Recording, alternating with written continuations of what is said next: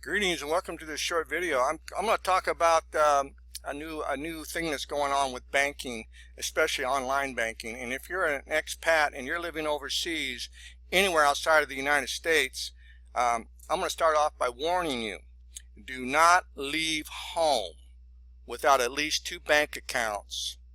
That includes having the 2 debit cards and the 2 ATM cards, because if your bank suddenly decides that they no longer want to have you as a customer, they will just arbitrarily close your account and you will be without banking access. All right? And then you're going to find yourself stranded. So don't leave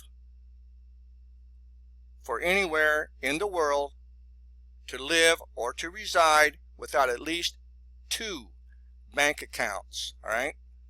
And make sure that you have your 2 ATM and your 2 debit cards. Now here's what happened with me. I went up about a month ago to check my account up at USAA, and I found this message waiting for me here. Due to past difficulties, we can no longer offer you access to USAA.com. And it gives me a number to call. So I call the number. Customer service gets on the line, and all of a sudden I'm being treated like the plague. I'm no longer welcome, and customer service looks at me like, well, you must be a drug runner, you got to be dealing with guns, you must be laundering money, there must be some reason they closed your bank account.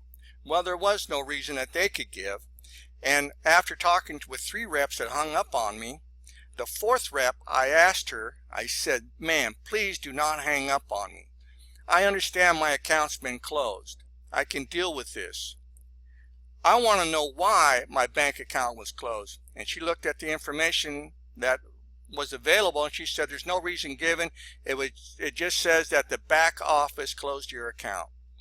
And I said, well, what's the back office? And she said, I don't know. I don't know what the back office is. So anyway, if you get your bank account closed, and if you search the internet now, there's a lot of banks that are arbitrarily cutting clients loose for one reason or another and not letting them know why. They're just closing the accounts. Now, here's the thing. If you're doing wire transfers, you're going to get your account closed most likely. Wire transfers are used by drug lords, terrorists, gun runners, people who deal with human trafficking. They're the only people in the world that deal with wire transfers according to the Obama administration and under the Patriot Act. All right? So anybody who falls under this guise of wanting to do a wire transfer or use their ATM on a daily basis, or they want to do something that involves the transaction of getting cash, well, the only thing that an Obama administration can come up with, and the Patriot Act, is that, well, they must be drug runners, terrorists, or they're dealing in money laundering. And so that the bank doesn't come under the new regulations and has to be fined or has some type of curtailment imposed upon them, and they're just thinking, hey, let's just go ahead and cut these guys loose. Let's just cut them loose. And that's what they do. If you look on the internet and if you do a search for bank accounts closed, you'll find a lot of people are dealing with this problem right now, and it's a result of the Bush administration, the Patriot Act. Isn't that a funny name? The Patriot Act? It has nothing to do with being a patriot. It has everything to do with controlling access to your money. All right? Now, God help you if you can't get access to your money, because once your account is closed, they're going to send you a check. What you're going to do with that check, if you're in the Philippines or Vietnam, I have no idea. You better have a stateside address, or you're going to be sitting without any funds and no way to get access to your funds. All right. Now, I had a hard time finding another online bank. I was almost to the point to where I was going to have to buy another ticket and fly back to the United States so that I could walk into a branch and open up another account. Luckily, I did find a good bank, simple.com. I got no problems with them. I see a lot of people do have problems with them, but it looks like they're a bunch of idiots to begin with.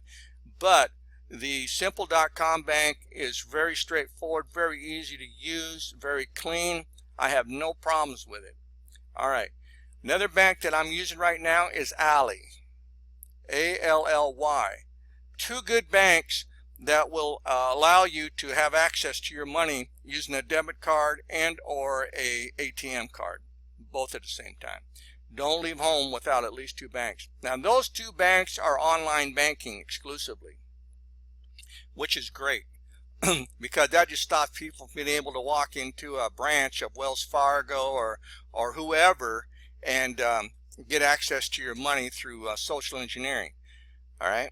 So I like the online banking thing. I wish I would have known about it sooner, because I take every precaution in the world. I have multiple backups for my data. I use the cloud.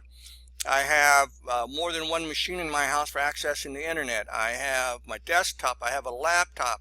We have multiple internet connections. I got everything I need to be able to work online.